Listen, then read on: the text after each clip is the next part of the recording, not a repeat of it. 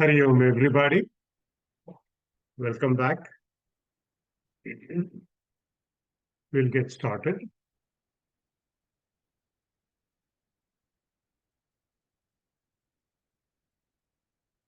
Om.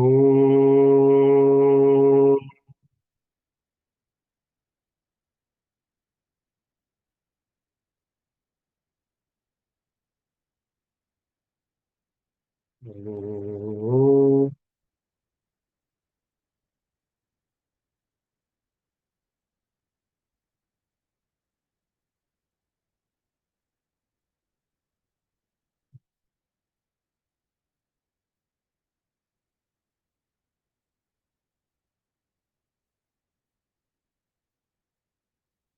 गणनान्त्वा गणपतिगुं हवामहे कविं कवीनामुपमश्रवस्तमम् ज्येष्ठराजं ब्रह्मणां ब्रह्मणस्पतान शृण्वन्नोतिभिस्सीदसादनम्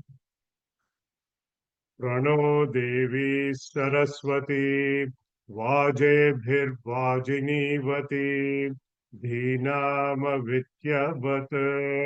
ॐ गणेशाय नमः। ॐ सरस्वत्यै नमः। ॐ श्रीगुरुभ्यो नमः।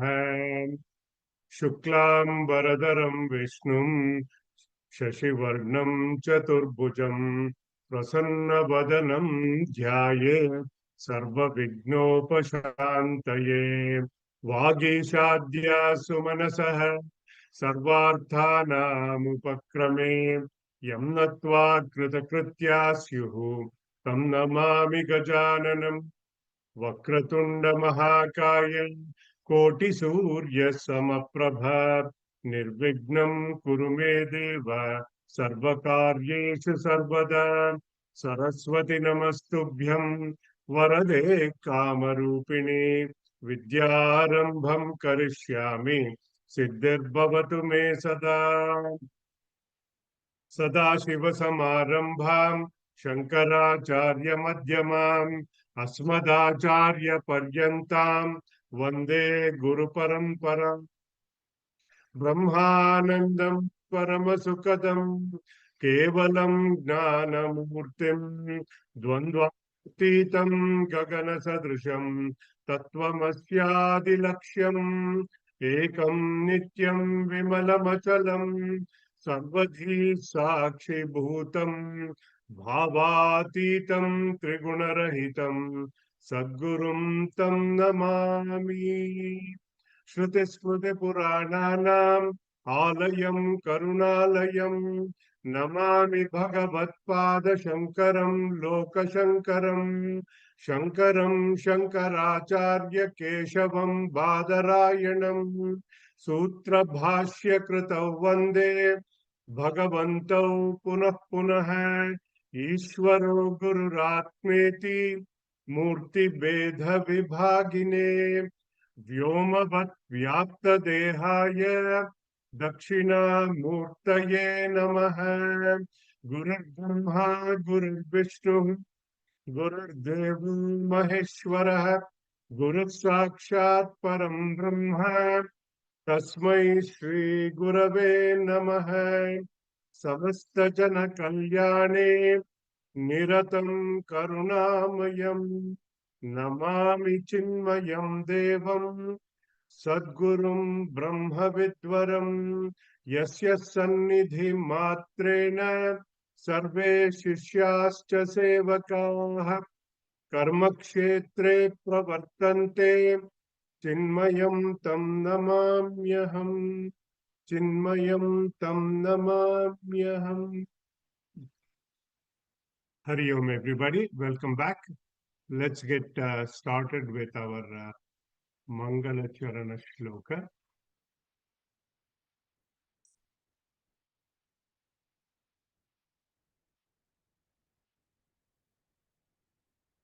सर्ववेदांत सिद्धांत गोचरं तमगोचरं गोविंदं परमानंदं Sadgurun Pranatosmyaham. Bhagavan Shankaracharya Ji is answering the 7 profound questions asked by the student in verse number 49. Let's chant that first. Ko nama bandha katamesha agataha katam pratisthasya katam vimokshaha ko savanatma paramah ka atma tayor vivekah katametadukyatam.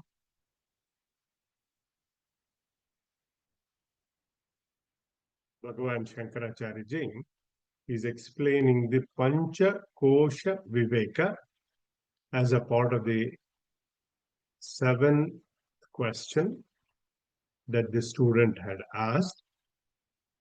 Tayor Viveka Katham.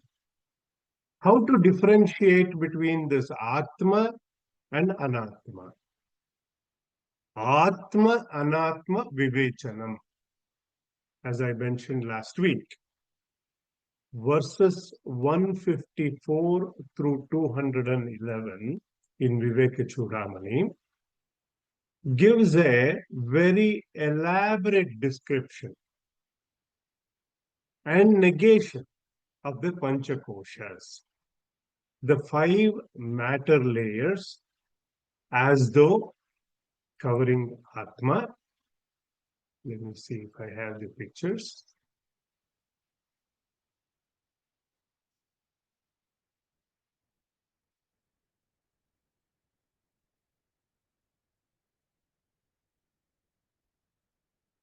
The 5 layers of matter envelopment covering the Atman. This original idea is in the 2nd chapter of the Taittiriya Upanishad. So we started our Panchakosha Viveka with the outermost precinct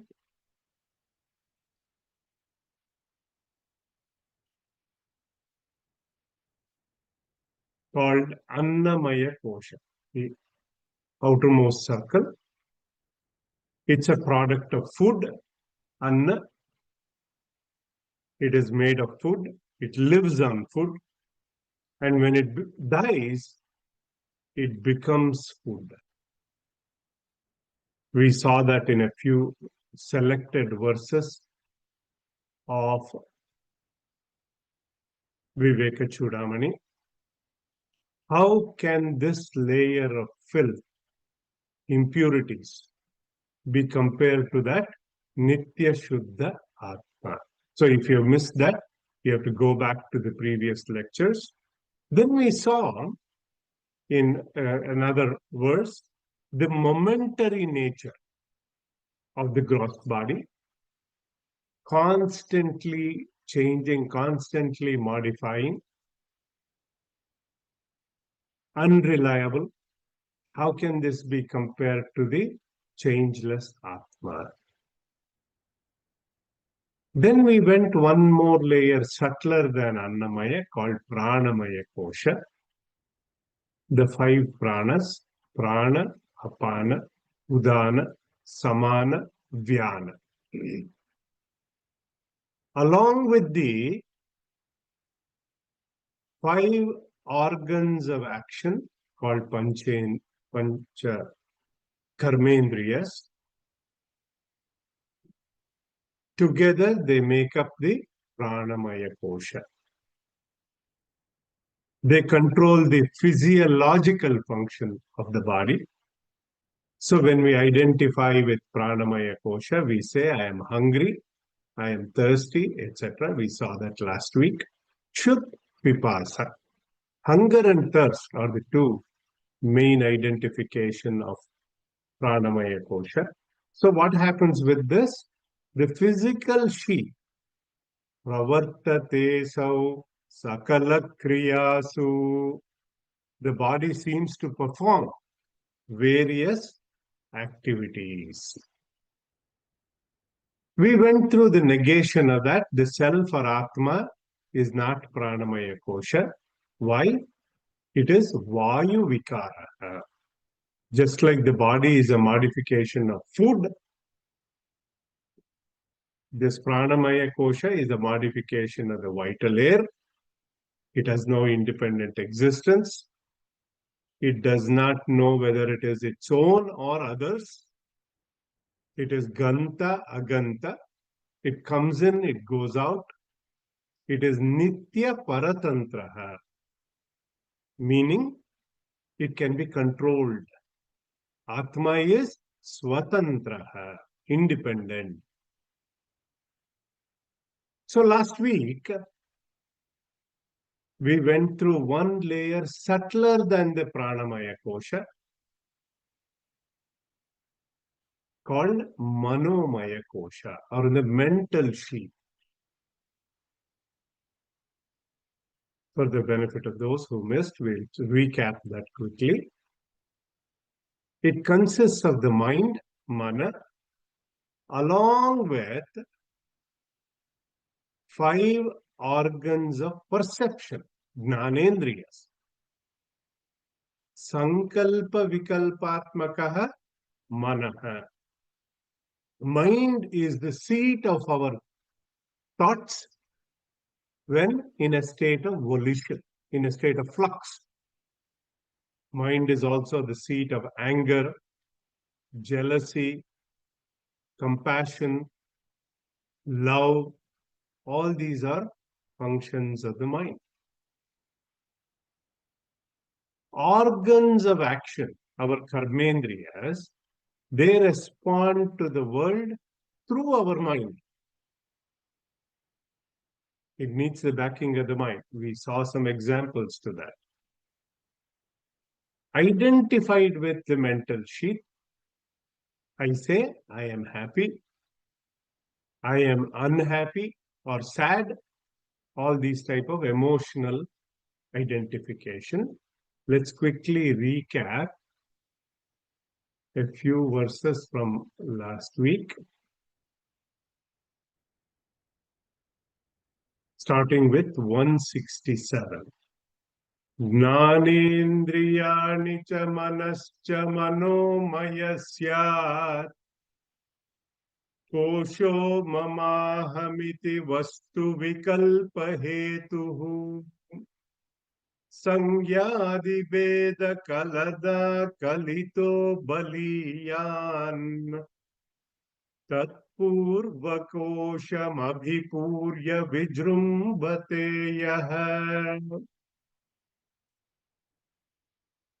ज्ञानेन्द्रियाणि च मनश्च मनोमय स्यात्.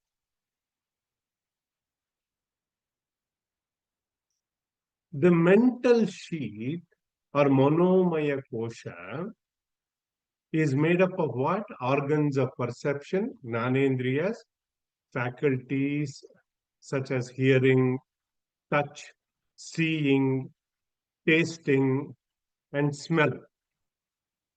Along with the mind, what do we do with this? Through these, we gain the knowledge of the world.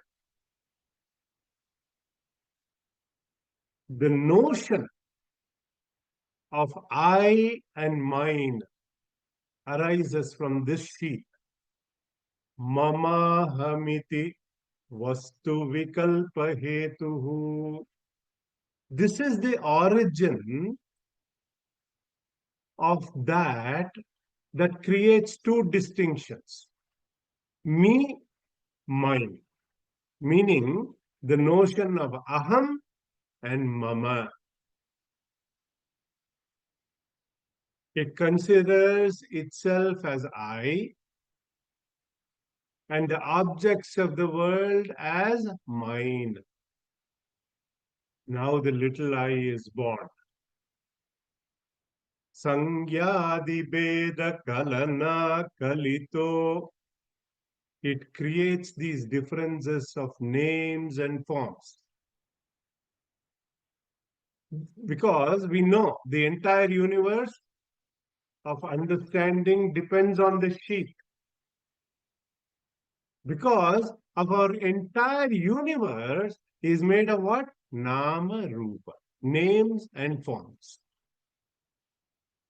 Therefore, this sheath is very powerful. Baliyan, says Bhagavan Shankaracharya ji. And we went through in detail last week how the phenomenal powers of the mind are very evident when in our dream state, swapnavastha. It is unique feature of this subtle body because in the dream it projects a world of its own. So if you missed that, please go back and revisit the video. Tat purva kosham abhipurya vijrumbateyaha. What it does, it permeates the other two sheets. What are the other two sheets? Before, the pranamaya and the annamaya. Hope you're getting it. One subtler than the other, like the Russian doll, one beneath the other. Okay. At the preceding level, before manomaya kosha, there is no knowledge, just kriya. It is from this level upwards or inwards, knowledge begins. And we looked at verse number 169.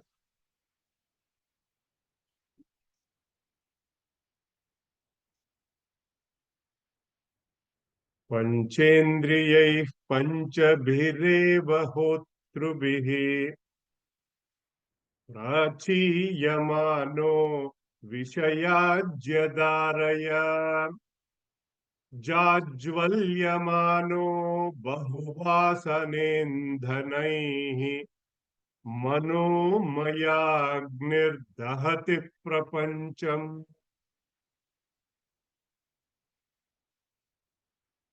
In this verse, Bhagavan Shankaracharya ji compared this mental sheath to a homa kunda, a fire sacrifice. See, to perform a homa, we need the priests who perform this sacrifice. First, there is a starting fuel. It has to be lighted up. And then the oblations are poured onto the fire.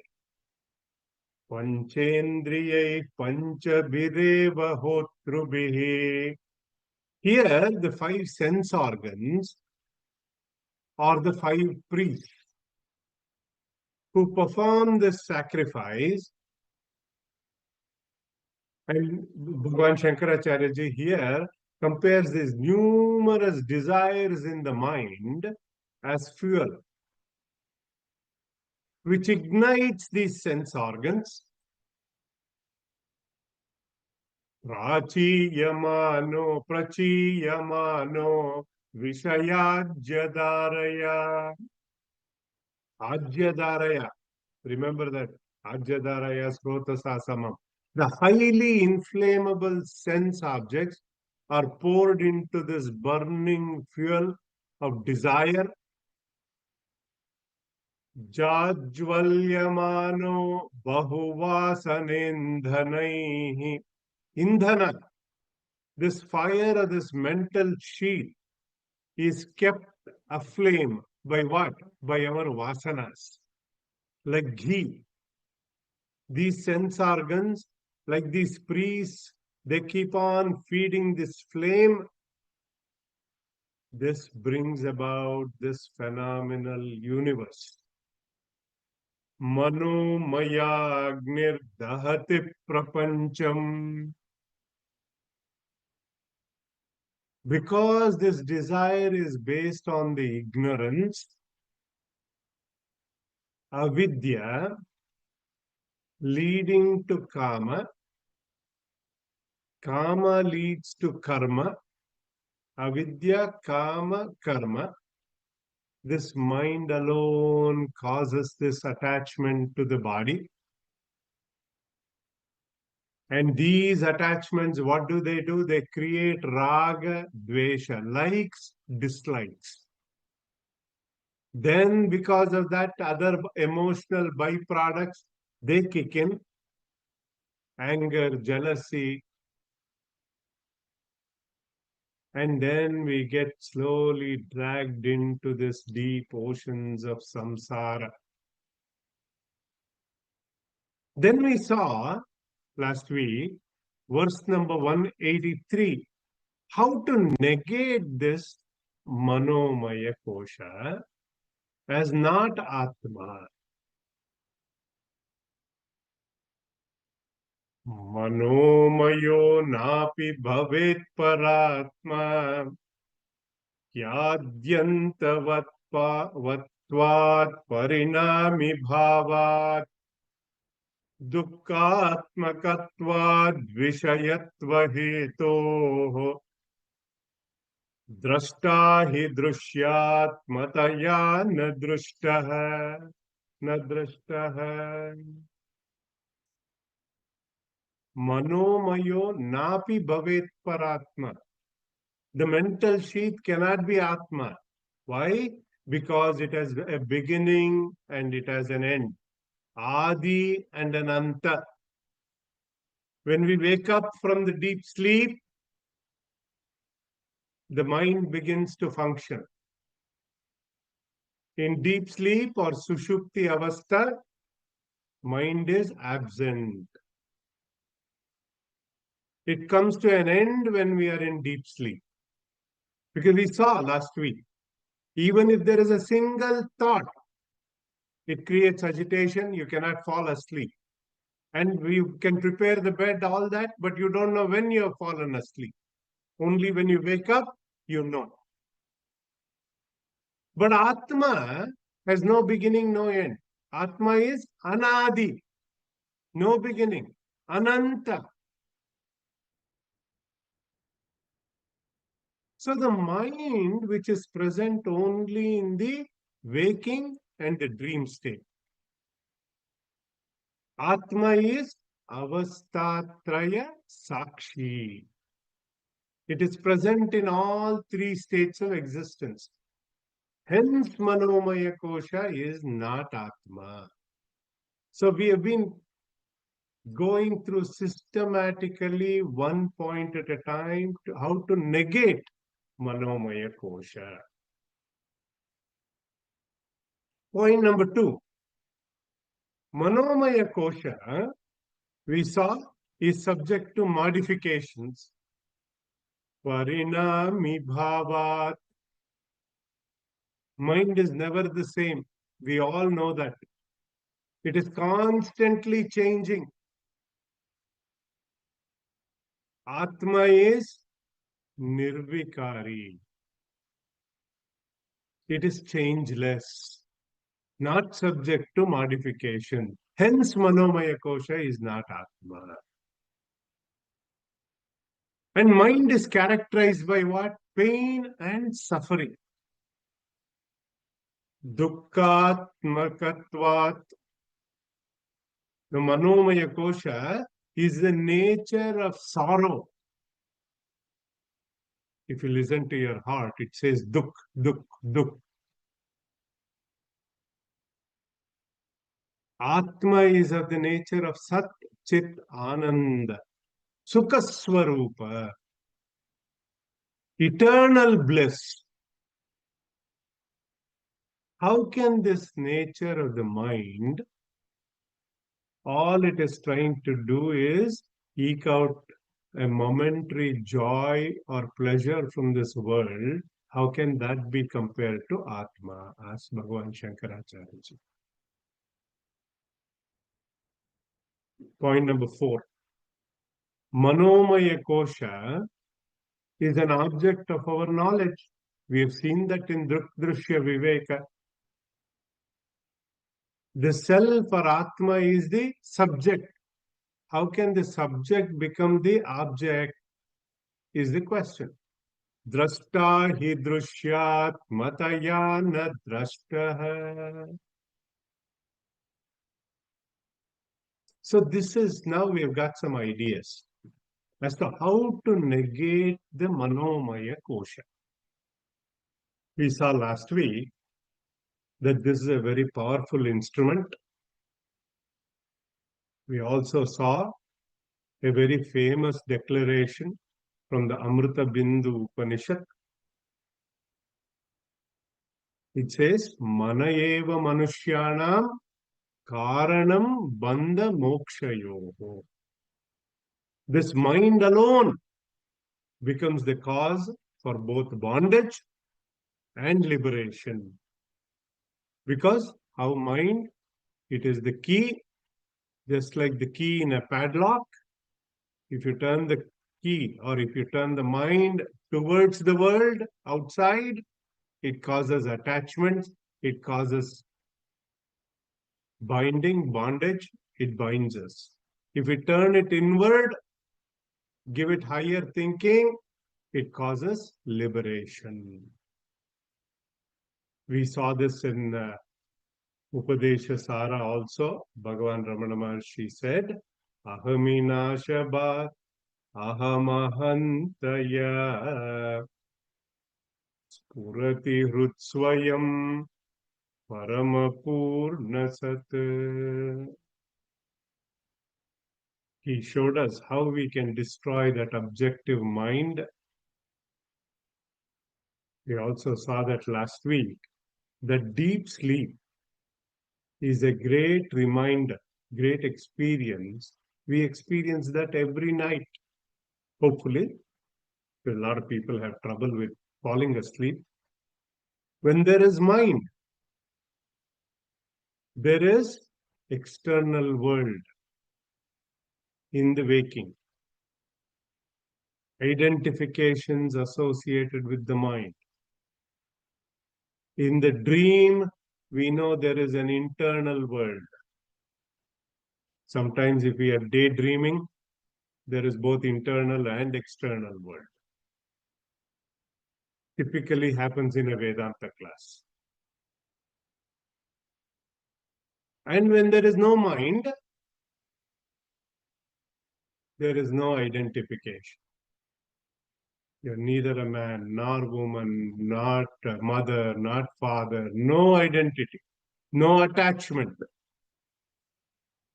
Ajnana Nidra. When the intellect does not have a good grip over the mind when we are awake, in the waking state, there is the pressure from the vasanas. That is why I mentioned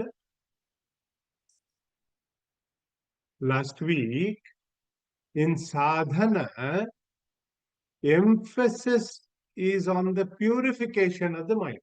Chitta Shuddhi, Chitta Ekagrata, focus of the mind. Broadening of the mind, Chitta Vishalata. Then comes Chitta Vritti Nirodha, to leading to Chitta Nishedha. Meaning the negation of the mind, only then we will be able to accomplish. Now, with all that said, between the mind and the intellect, there is no physical separation. So let's move to Vijnanamaya Kosha, which is subtler than the Manomaya Kosha. That's why I went through an elaborate recap of the Manomaya Kosha. It consists of what? It consists of buddhi, intellect, associated with thoughts like differentiation, thoughts of judgment, logical reasoning, and it works with the organs of perception, Gnanendriyas, 5 Gnanendriyas, the eyes, ear, nose, tongue, and skin. These are called Pancha Gnanendriya. And then there is our ego. Remember our Mahavakya. Ego is not your amigo. You have to let it go. Ahankara. Aham karta iti ahankara. a sense of doership, kartrutva, a sense of enjoyership, bhoktrutva. So when we studied about consciousness, Atma Lakshana, it is Chit Swarupa, Satchit Ananda Swarupa, out of that Chit Swarupa, or the nature of absolute knowledge, Jnana Swarupa. So the reflection of Chit, see, reflection, Abhasa means reflection. So to illustrate this, let's take an example. There is a pool of water. Consider this as the Vijnanamaya Kosha, pool of water. And the Ahankara, or the ego aspect of the Buddhi, as the uppermost layer of this water pool, uppermost layer. You can imagine this in a pool or a bucket of water or a pot of water, whatever. The uppermost layer is the ego. Now, just like the sun is shining brightly, where does it get reflected? It gets reflected in the uppermost layer of this water pool. Same way, Atma's presence is reflected in the Ahankara or the ego thought, which is the uppermost layer of Vijnanamaya Kosha. This consciousness reflected in Ahankara is called Chit Abhasa or Chidabhasa. So this compact entity, pay attention, this compact entity of Chidabhasa and Ahankara together is called Jiva in Vedanta. Mathematically, we can say Jiva is equal to Chidabhasa plus Ahankara.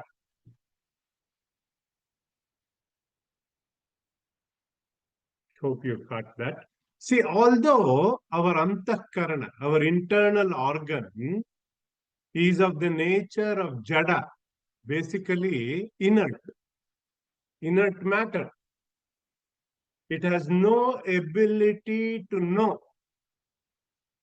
It has no ability to perceive any object because of this close proximity to the self. Because of this close proximity to the self or Atman, it borrows the sentiency of the self and becomes capable of acquiring knowledge. It becomes capable of understanding. Why? Because of the presence of Chidabhasa or reflected consciousness.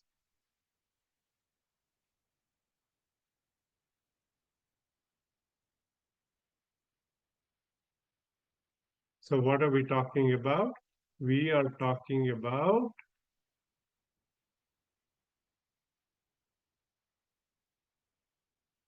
the intellectual sheath, the closeness to the self. There's one more sheath before that, subtler than that. But just to give you an idea, our Puja Gurudev, Swami Chinmayananda ji, used to describe this concept through the use of an electric bulb. The tungsten filament in the bulb. I'm talking about the old incandescent bulb that we used to have, that was visible, where the tungsten filament was visible. The tungsten element by nature itself is dark in color, non-luminous in nature, similar to our ahankara in Vijnanamaya Kosha. But it becomes bright, it becomes luminous moment the electricity passes through it. And our Swamiji jokingly used to say, electricity hi balbastaha. So in Atma Bodha also, we have seen the example of Taptaya Pindavat, the fire, and the iron ball example, if you remember. The fire by itself, those who are engineers in the audience, if you go to the smithy shop or a steel plant, the fire by itself has no shape or weight. But iron is dark in color, cold to touch. Fire is hot, iron is cold. But when these two come together, they seem to be transferring each other's intrinsic properties. So in Vedanta, we call this Anyonya Adhyasa. So what does this do? The ahankara or the ego thought is characterized by the sense of doership, that I am the doer, kartrutva. I am the enjoyer, bhoktrutva. A sense of enjoyership.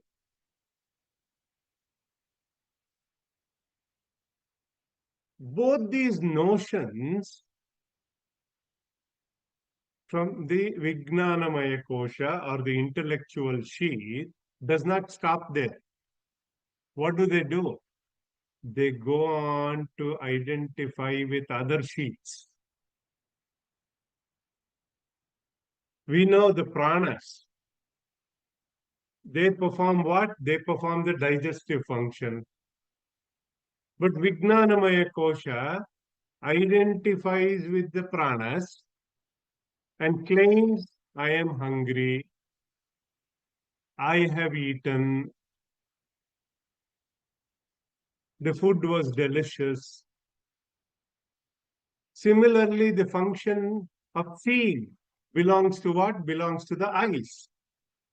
Vijnanamaya Kosha, what does it do? It identifies with the eyes and say, I see. Identified with the karmendriyas like a leg and say, I walk. With the mind, I say, I have a doubt.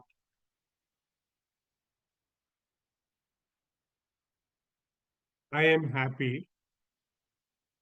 I am sad. I am angry. So this arrogation of Vijnanamaya Kosha does not stop there. What happens? Ownership of the experience comes. Ownership of the experience. I've eaten, but I enjoyed the food. I suffer. I love her. I hate him. See how where we are going with this identification. Now you see all of these type of emotional ownership, attachment has its locus in the Vijnanamaya Kosha. Now with that introduction, since the topic is very subtle, we will take up one verse today. I want to do a few of them, but we will take one. You will get the idea. in Viveka Choodamani, verse number 184. Buddhir-buddhendriyai sardham. Buddhir-buddhendriyai sardham. Savrittih kartru-lakshanah. Savrittih kartru-lakshanah. Vijnanamaya kosha syat. Vijnanamaya kosha syat. Pumsa samsara karanam. Pumsa samsara karanam. Together. Buddhir buddhendriyai sardham. Savrittih kartru lakshanah. Vijnanamaya kosha syat. Pumsa samsara karanam. See, we already saw this in the introduction to intellectual sheath. What distinguishes mind, mana from buddhi or intellect? Nischayatmika buddhi. It is the reasoning. It is the determinative faculty. Whereas our mind is devoid of reasoning, devoid of judgment. Sankalpa vikalpatmakaha manaha. Indecisiveness. It is characterized by doubt and indecision. That is mind. Buddhi, nischaya. Determined. It can differentiate. That's what differentiates human beings. So here, buddhi. Buddhir buddhi indriyai sardham. Along with its modifications, are gnanendriyas, organs of action, organs of knowledge, organs of perception. They form the intellectual sheath. Buddhi with gnanendriyas. They together form the Vijnanamaya kosha. Vijnanamaya kosha syat pumsaha samsara karana. And it has the sense of doership. Kartru lakshanaha. Buddhi reflects the light of the Atman, Chidabhasa, giving rise to what? Jiva Bhava.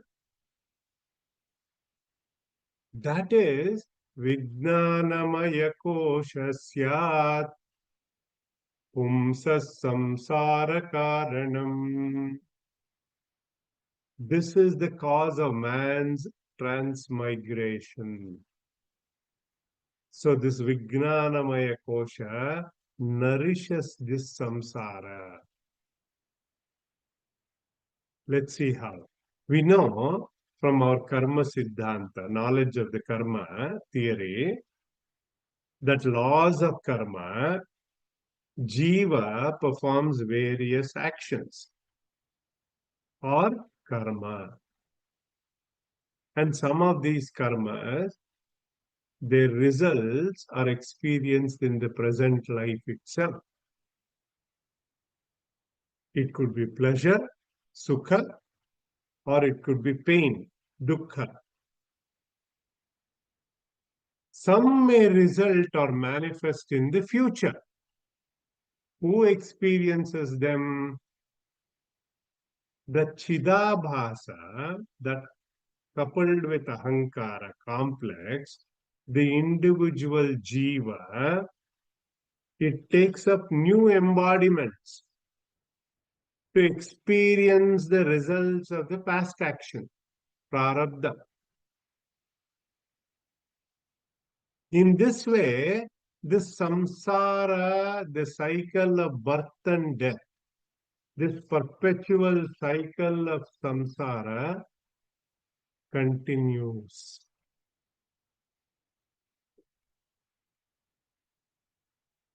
So when the buddhi follows the mind, meaning when the mind is dominant in sense indulgence, what happens? It leads to bondage, it leads to transmigration and samsara, leading to suffering. This is a very famous Ratha Kalpana,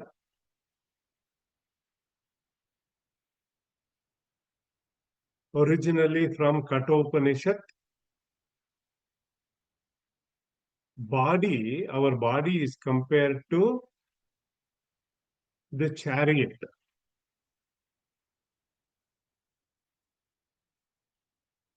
What determines the direction of our life's journey is the nature of our discriminatory intellect.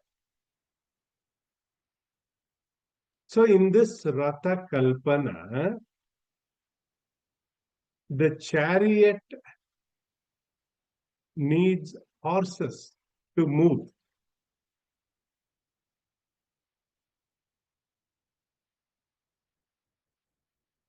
Atmanam ratinam vidhi shariram rathamevatu buddhim tu sarathim vidhi manah pragrahamevacha. So in this Ratha Kalpana, this is a direct mantra from Kathopanishad. The 5 horses, the 5 sense organs are compared to the 5 horses. And the controlled mind reigns in the senses, guided by the buddhi. With this beautiful control of the instruments, the life's journey becomes more purposeful. So this whole Bhagavad Gita, actually you will see that this is the Ratha Kalpana that Veda Vyasa Muni brings from Kathopanishad and gives it in Mahabharata, which Bhagavad Gita is contained in the Mahabharata in the middle of Bhishma Parva. So with this beautiful control, so this whole Bhagavad Gita is based on this Ratha Kalpana. Arjuna is the Jiva, representing the Jiva, and the Krishna and Bhagavan Krishna, the charioteer, is the intellect driving the chariot, guiding the Jiva. I've shared that in our Bhagavad Gita lectures. What we'll do, as you could see, I would like to cover more verses, but we'll stop here today because there is enough material. We'll cover more verses from Viveka Choodamani on Vijnanamaya Kosha in our next class. And then we will also look at how to negate the intellectual sheep. If time permits, we will also cover Anandamaya Kosha. As you might have observed, as we go inner and inner, the topic gets subtler and subtler. So you have to come prepared with a fresh mind, no pun intended, accordingly for these classes as we go forward. We'll stop here. Om Sarve Bhavantu Sukhinah, Sarve Santu Niramayah, Sarve Bhadrani Pashyantu, Ma Kaschid Dukkha Bhag Bhavet. Om Asatoma Sadgamaya, Tamasoma Jyotirgamaya, Mrityorma Amritam Gamaya. Om Shanti Shanti Shanti. Om Purnamada Purnamidam Purnaat Purnamudachyate Purnasya Purnamadaya Purnameva Vashishyate. Om Shanti Shanti Shanti. Harihi Om Shri Gurubhyo Namaha. Harihi Om Tat Sat. May all be happy. May all be healthy. May all see auspiciousness. May none suffer. Om peace, peace, peace. With that, I'll open it up for our interactive session. Please stay back if your schedule permits. Thank you.